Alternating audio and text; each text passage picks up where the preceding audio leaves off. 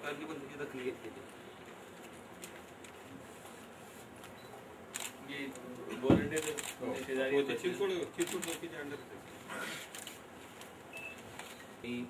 चीन घेतेवेळी काय काय कारवाई करणार, थोडा यांचं जे उत्पन्नाचे स्रोत आहे त्याला पण हे करायला पाहिजे.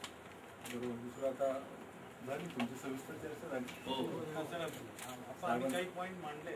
नाही काय नाही, आता तुमची चर्चा झालेली आहे, त्यांचा पण जास्त वेळ घेण्याचा अर्थ नाही. परवा दिवशी आपण भेटल्यानंतर त्यांनी गुन्हेगारी आणि त्याच्यावरती उपाययोजना संदर्भामध्ये गेल्या 2 दिवसापूर्वी मी स्वतः पोलीस कमिशनरांना भेटलो होतो. पेट्रोल पंपाची दिवसाढवळ्या जी लूट झाली त्या संदर्भामध्ये माथुर साहेबांना भेटलो आणि त्यांनी तात्काळ लगेच इथं येऊन पोलीस अधिकाऱ्यांची बैठक घेऊन उपाययोजनेचं आश्वासन दिलं होतं. त्या अनुषंगाने पोलीस कमिशनर पिंपरी चिंचवड शहरामध्ये आले. आमची एकच मागणी राहील की या शहरामध्ये मोठ्या प्रमाणावरती भुरटे गुन्हेगारी, त्याचप्रमाणे दिवसाढवळ्या, मग ते मंगळसूत्र चोरीचे प्रकार असतील, चेन चोरीचे प्रकार असतील, घरफोड्या असतील किंवा कॅश लुटीचे प्रकार असतील, हे प्रकार वाढलेले आहेत. त्या गुन्हेगारांचा बंदोबस्त व्हावा त्या दृष्टिकोनातून आयुक्तांना निवेदन केले.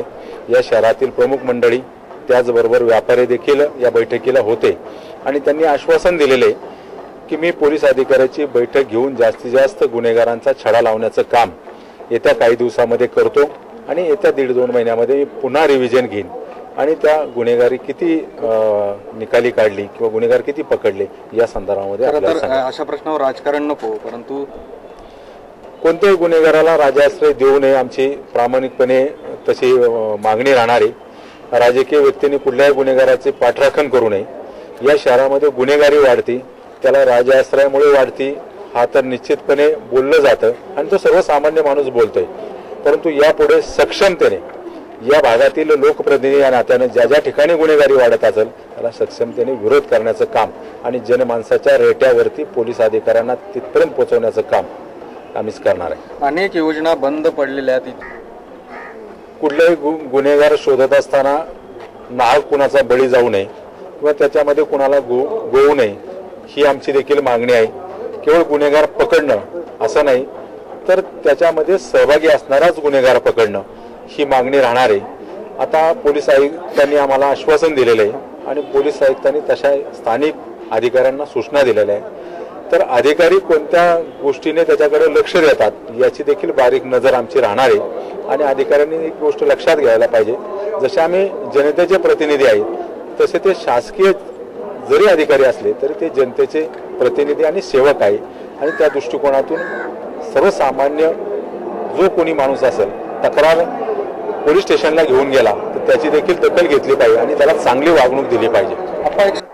खटले पाठवण्यात येत आहेत, त्यांच्यावर प्रिव्हेंटिव्ह ऍक्शन घेतलेली आहे आणि त्यांचे यावेळी प्रथमच आपण मुद्दाम त्यांचे जे जर शिकत असेल विद्यार्थी वर्ग असेल तर त्यांचे आपण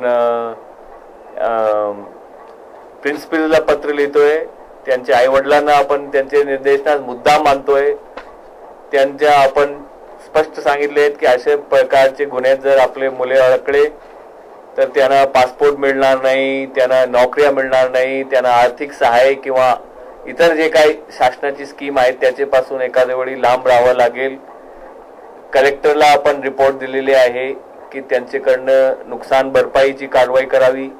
त्यांच्या वडिलांच्याकडून सुद्धा अशी प्रकारची नुकसान भरपाई होऊ शकते आणि आपण एक इलेक्ट्रॉनिक मीडिया मार्फत आणि इतर जसं उदाहरण सिनेमा हॉल्स ज्या ठिकाणी असे लोक बसतात, उदाहरण सबवे, सीसी डे अशा प्रकारचे जे नवीन मुले बसतात तिथे आपण कॅम्पेन चालू केलेला आहे. उदाहरण मी आताच आपण हे केलेले आहेत की there is no network in jail, forward with care. There is no network in police lockup, share with care. अशा प्रकारचे स्लोगन्स आपण मराठीत, हिंदी, इंग्लिश सर्व माध्यमातून आपण आता पसरवतोय. आपण ई शपथ म्हणून एक नवीन हे तयार केलेली आहे. त्याचा मजकूर आम्ही सर्व पोलीस स्टेशनला पाठवलेला आहे. प्रत्येक कॉलेजचे प्रिन्सिपलला आम्ही सांगतोय की सेशन सुरू होण्याच्या पूर्वी तुम्ही हे ई शपथ घ्यायला लावा की काय आपण फॉरवर्ड करणार आणि काय नाही.